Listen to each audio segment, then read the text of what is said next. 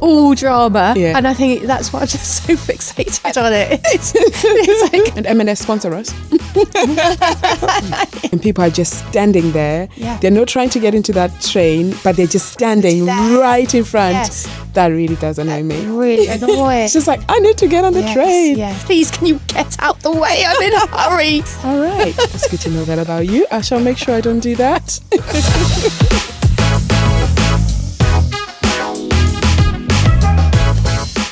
Hello, welcome to Kitchen Tales, the podcast where we speak to local businesses, share our stories, have a lot of laughter, and we share stories about our own businesses. Hello, Clete. How are you today? I'm okay. How are you? I'm very well. Quite Good. busy. I know, really busy time now. We're just getting geared up for all things festive. And yeah, I'm quite excited actually. Have you got lots of bookings in for Christmas? Not too many just yet, because I think it's just changed a bit how last people minute. want to do things. I'm catering for a group of people that meet every single year at Highclere Village Hall. I wasn't sure if they were going to book me this year or not, but they confirmed that they're booking me, and I'm just really excited to cater for them. Oh, that's exciting. Yeah, That's so yeah, exciting. it's all happening. And I've got something for us today. Have you? Have you got a show? I do have a show and Right tell. one. It's a show and taste. Okay. Yeah. So you remember last time we tried the M&S's sandwich that had Strawberry. the strawberries and cream one? So they've got another edition. So this says summer edit. So I think it was part of their summer range that is still in store now.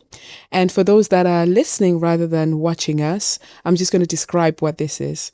So this Japanese-inspired katsu sando is a sandwich loaded with panko crammed chicken breast, a honey and soy ketchup, indulgent katsu mayo with pickled red cabbage and coriander in brioche style bread. So it looks like this if you go to M&S, and I'll just show you what it looks like inside. So Lots we're going to try this. Lots of different flavours in there. Loads of sounds like. different Yeah. flavors, and I think they're definitely inspired by Asia at the moment when it comes to these sandwiches. And this one is Japanese inspired. Have you eaten one already? No, we've got someone behind the scenes. So it's actually our producer Stella, who was really hungry. So she had one of the sandwiches, and we haven't asked her what she thinks. We might have to bring her on camera to ask how she thinks. So why don't you try it first? Okay. And then I will have a try. So I've not had this before, but I just thought, let's try this and see what our reaction is to this other sandwich that M&S are doing. I can taste a lot of the red cabbage. Mm. Actually, Okay. it's really good. Yeah. Yeah. That's What's the amazing. sauce, did you say? So let me pick it up Katsu. again and have a look. So it's katsu. So it's chicken breast, honey and soy ketchup, Honey and soy, yeah. katsu mayo, pickled red cabbage, coriander, and the bread is brioche style. So quite a lot going on there. I much prefer it to the strawberry and cream. Yeah? All right, let me try it out. Try that. So yeah, we are sharing, guys. As foodies here. I think that's absolutely delicious. Oh, wow. That's better than I thought. It's really good. That's actually nice. Okay, you've done well with this one, M&S. This is actually a nice sandwich. But I would say if you want to try something a little bit different, maybe this is something that you can try. And M&S sponsor us. Sponsor us, and maybe we can start doing loads of reviews for their sandwiches. So definitely prefer this one to the strawberry one. Yeah? Out of 10, what rating would you give it? I think it's quite high up. I would say it's an 8 or a 9. Ooh, I think it's about lovely. a 7 for me. I really like I think it's a I'd lot buy of that. coriander. I'd buy that. But I would definitely buy that. I don't buy sandwiches often at all. But I think if I pick that up, we'll definitely enjoy it. We're just going to ask our producer, Stella, in the background. Stella, what rating would you give this sandwich? 8, probably. There you go. 8 out of 10, guys. So check that out. So today for our podcast, I thought let's do something a bit different. So we've been having a lot of amazing guests in the last few episodes, which has been absolutely wonderful. But today I thought let's get to know each other a little bit better. So I've prepared some questions that I'm going to ask you, Okay. and then you can ask me the same questions. All right. Yeah. So the first one, what's your speedy supper to go? Risotto, I would probably say. Yeah. I make a risotto in the Thermomix, which is a pancetta and wild mushroom, or I would go seafood, but really quick. Yeah. Really Nice and quick. Yeah. And when you're really busy, yeah. That's what you want to do, right? I'd want to do. It's always risotto, actually, now I think about it. Yeah, risotto. Okay. And I think for me, I would say a stir fry. I do like a good stir fry. And when we just want a quick meal at home, I use my friends, Makan Malaysia's sauces to put my stir fry and just lots of veggies, some noodles, type of protein meat, and we're good to go. Yeah. Second question. Tell me about your family favorite dish. Oh, that's one of many. I would say, because we're coming into winter now, definitely the family love roast. So I've already, yesterday, my son said, when's our first roast? We want to have one. And it's always beef. Oh. Beef or pork. All right. Because we have chicken so much, I think, that it's just, So it's roast beef. Nice. All and everything. The Yorkshire puddings, the roast potatoes. Yes. So I'd probably say for winter, that is definitely our favourite dish. How about you? So for us, I would say our traditional food from Zimbabwe, sadza. Sadza is mealie meal. So it's mealie meal that you make into like mash, a little bit thicker than a mash, and you have it with some sort of stew. So we like having it with either a beef stew, and we have some green veggies or some green cabbage on the side. So I'll say that's a family favourite. Yeah. That sounds good. Yeah, it's really lovely. Actually, I'll make you try some sadza. Yes. I think you'll like it. Yeah. All right. So next one, if you were going out for a pub lunch, where would you go? Local pub lunch, I'd probably say Jack Russell. Oh, that's our closest to us, and my son is actually working there as well. Although we haven't seen him working, I think he won't want us to come in when he's actually there. But I would probably say the Jack Russell. I think they're fantastic staff. The food is excellent. Very happy with the Jack Russell. It's a great local pub. Yeah. It's not so local to me, but it's one of our favorites. We really love that place. And it was one of me and Z's first places to go out on a date. And it's just got a lot of memories for us. So yeah, we really like that place. But for me, it's another local. It's the Swan Inn pub. So that's in Newtown. So it's really close to me. It's a local. And they do fantastic food. And they've got loads of interesting things on the menu. The owner of the place has got some Jamaican roots. So you do have a few Afro-Caribbean menus on the items, which is really lovely. And you have some events there as well. Yeah, so we had our Africa Day event there, and we were hoping to do an event together, which was putting some African-inspired dishes and some Caribbean-inspired dishes together, but then it rained. It was meant to be an outdoor event, but we're doing it again next year. Good. Yeah, good. Look out for that, guys. Good. All right, so the fourth question for you. Do you prefer cooking winter or summer food, and what do you like to cook? Winter, I'd probably say. I love comfort food. All your casseroles, your pies, beef bourguignons. I've still get lots of orders for I get lots more orders in the winter to make a pie or a beef bourguignon or a casserole of some sort, and then obviously all the pudding sort of side as well. So I'd probably say winter over summer. All right. Yes. See, I would say summer for me, because I really like making all the different types of salads and just experimenting with all the different dressings, what I put into it. If I'm making it slow, I like experimenting, adding different types of fruit or whatever varieties are in there. But to eat, I prefer the winter stuff. To eat for myself, definitely winter over the summer stuff. But I really enjoy making all the lovely fresh salads over summer. That doesn't mean I don't like cooking or eating the summer things, because we're food. We love it. But we make all types of food, right? Yeah. All right. Next one. What's your guilty pleasure that is not food related? So I watch Selling Sunset on television. And when I've had a really long day in the kitchen, I will just put it on. I'll watch it on my own, and it's just, it's rubbish. It's reality, but it's just something completely different, and just really, I can't wait for the next series. I've been told that there's a lot of drama that happens in that one. I've not watched it myself. It's all drama, and I think that's why I'm just so fixated on it. It's like completely different. The sunshine, the outfits. Everything. Yes. All right. I gotta check that one out. I gotta check, because I do love quite a few reality TV things. I'm more on the romance stuff like Love is Blind, that sort of stuff. Oh, you see, I can't watch any of that. I can't watch any of those sort of programs. I mean, I'm not really into reality, but this one is good. Watch. Yes, I love it. Yes. That's so much fun. I never would have thought that you're watching Selling Sunset. Definitely going to have to look at it so that I can judge you properly. No judgment here. No judgment. So the question, I watch a lot of crap. The question's going back on you. All right. So for me, actually, I don't know if you knew this, but I love knitting. Do you? Yeah, I do a lot of knitting. And I haven't actually finished a project because I've got like 4 or 5 different projects on the go. And I promised Z to make him a scarf last year. He hasn't got a scarf yet because I started a scarf, then started making something else. But yeah, I'm actually part of a group called Newbury Drunken Knitwits. Oh. You can find them on Instagram. Yes. And it's a bunch of people that love knitting, crocheting, being creative. And every single week on a Wednesday, we meet in a pub, go to different pubs, and we just knit over drinking drink whatever you want to drink and chatting to other like-minded people. Wonderful. So yeah, that's what I do in my spare time. I didn't know that. Yes. All right, a question for you. So supermarket meat or butcher meat, where do you go to buy your meats? So I do a bit of both.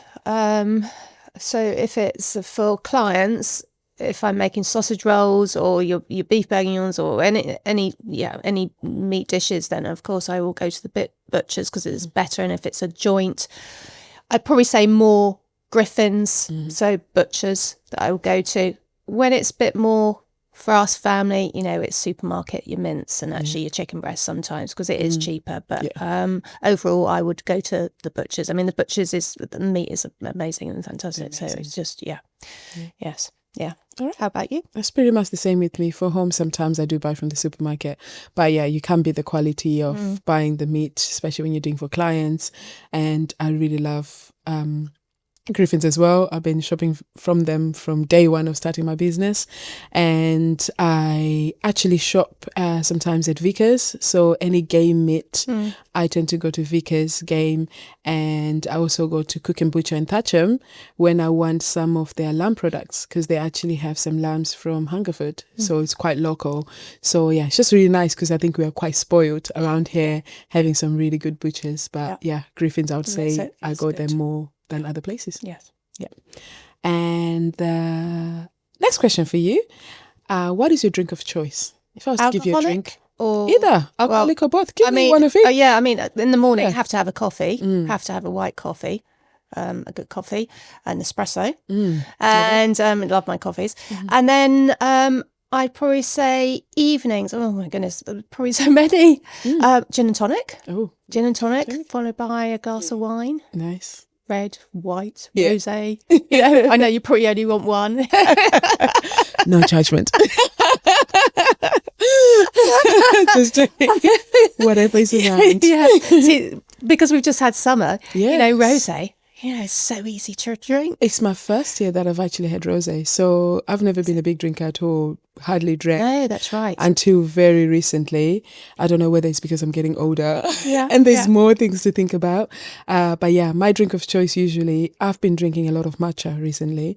I know I've got so many friends and family that think it just tastes like grass. It doesn't taste like grass, guys. I like that earthy taste.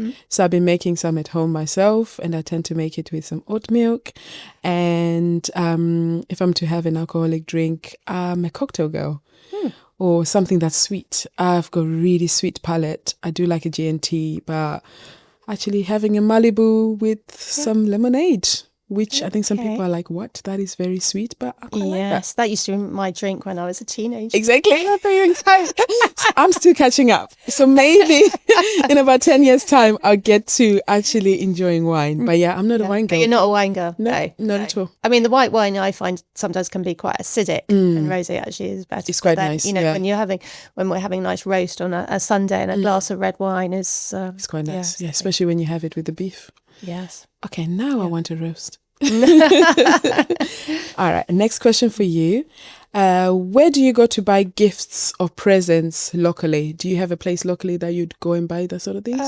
So if I'm going into Newbury, I mean, you can get most things in Camp Hobson. Yeah. and they've got pretty much everything. If we're going a bit further afield, maybe going one to the smaller places like Hungerford or Marlborough, where there's a little bit more boutique-y sort of shops like that, like those. So that would be probably where I'd go. Yeah. Or Stockbridge, somewhere not too far. Yeah. But if I have to pop in, then it's Camp Hobson because they have got everything. Yeah. I would probably say. Yeah, I think that's one of my places, or my go-to places. And what I like about what they do in Camp Hobson is that they actually price match. I don't know if many people know this, but in Camp Hobson, if you buy something like a gift that you can buy anywhere else, particularly around the festive season, they price match it. So if they've got, say, a kid's toy that's £20 and you see it somewhere else and it's £18, you can get it for £18. So which is really good. Yeah. So I think that's quite nice, and it's a great way of encouraging people to shop locally.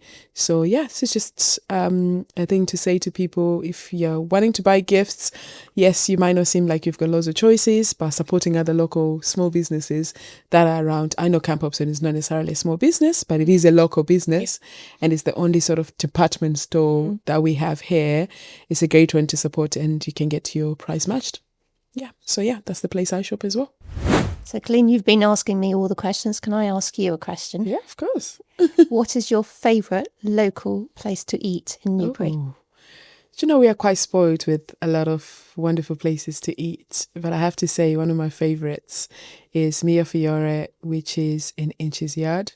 So it is a family-run local business. It's Italian, and they do some of the most incredible Italian food that I've had, locally especially. And it's just really fresh.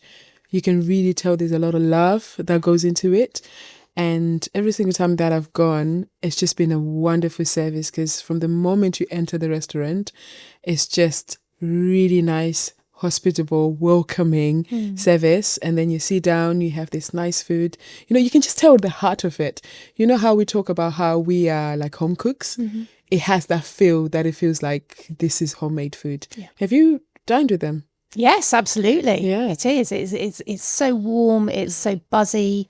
Yeah. It's just got a lovely feel to it. And you can tell it's family run, as you have just said, that it is just, there's a lot of love that goes into their food. And actually all the staff as well are so welcoming. Such a lovely evening. It really is, yes. And they have another restaurant in Hungerford as well, on the Hungerford High Street. I've not been to that one. Yeah, so I've been, and again, it was just so nice. It's a little bit smaller than the other restaurant in Newbury.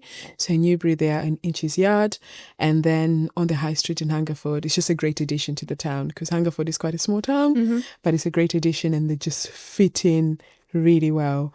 And I've actually brought us something from them since we've been trying some food. Yes. Because I was going to the train station that was actually in town. I parked by Kenneth Centre, and they have a cafe now. Yes, of course. Yeah, so they've got Mio Fiore coffee, and I was dashing for the train, picked up myself a drink, that really nice chai latte that I had, and I picked up some treats to have. Oh, lovely. So I picked these Apolinos, and they have pistachio in them. So I thought that's something else we can try out and see what they are. So pistachio is still very much in season. Yes, it's still the flavor of the season. And yeah, I thought this would be nice for us to try out. So yeah. So it looks like a pistachio sort of cream. Yeah, so it's pistachio cream inside this.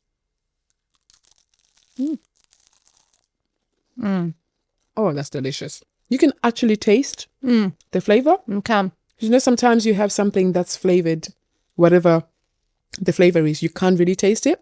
But with this, I feel like the flavor is genuinely there. So yeah, this is for Mio Fiore. Yeah. Delicious. So if you're looking for a lovely place to eat that's got really amazing fresh food run by local people, Mio Fiore is your place to go. And I know that they're starting to get ready for all their festive season at the moment. So they've got their festive menus that are now out. So I would check them out as well. Yeah. All right. So another question for you. Do you have a pet peeve? What is it that you don't like. It can be absolutely anything. It doesn't have to be cooking, business, or work related. Anything. What's your pet peeve? Well, if I'm really, really busy and I'm in a rush and I'm walking down a high street and everywhere's packed and I'm trying to weave between, and I just want to say, please, can you get out the way? I'm in a hurry. So that annoys me. In your way. People are in my way. Do you know what? It's like, it tends to happen for me in a scenario like that when you're in London on the tube, or you're trying to get to the tube and people are just standing there. Yeah. They're not trying to get into that train, but they're just standing right in front. Yes. That really does annoy me. Really annoying. It's just like, I need to get on the train. Yes. All right. That's good to know that about you. I shall make sure I don't do that. I want to think about what my pet peeve. Do you know what? This might be controversial, but for me, I really don't like it when people are cooking and then they taste the food and then put the spoon back. Oh, yeah. Oh my days. I really don't like that. I really don't like that. Or people, they give it to their pet and then put it back into the pot, the same pot. Yeah, that really I don't know why it winds me up. Well, that would wind me up. Yeah. And I think I've seen it quite a lot, especially on a lot of social media things. And at one point in my life, it actually made me that I didn't eat at people's houses because it annoyed me that much, because I was like, I don't know what you've been doing, but don't do that. Use a different spoon and put it in the sink, but don't be doing that, especially when you're cooking for other people. If you're cooking for yourself, you do you. Yeah. But if you're cooking for other people, that's like my biggest. Yeah, well, that's what we're used to anyway. We have to do that. Exactly. Yeah. Because you try it out and then put it away and then next spoon or whatever. Exactly. Yeah. So Rona, that is all the questions that I have for you today. It's actually been really nice to just catch up and getting to know each other a little bit more using these questions. That's fun. Yeah, and I think we should definitely do that again. And yeah, we're going to close off the podcast in our traditional way. And I'm going to ask you, what are you having for dinner today? I'm going to have an Italian dish, linguine with seafood and a tomato sauce with a little bit of spice. Oh, yes, a bit of spice. Quick that sounds yummy. Yeah. Quick and easy with a homemade tomato sauce. Oh, that sounds delicious. Yes. What are you having, Clay? So yeah, inspired by the sandwich we tried from M&S, I think I'm going to try and actually do my own chicken katsu curry, and I'll try and put some of the elements in that sandwich and do like a pickled cabbage or something like that. Yeah, so I think that's what I'm going to do. Delicious. Yeah. Well, thank you so much for listening to our podcast or watching us. And if you want to find us or get more information about what we're doing, we are posting a few more videos and things that are outside of the podcast. So you can find us at kitchen.tales on Instagram. Thank you.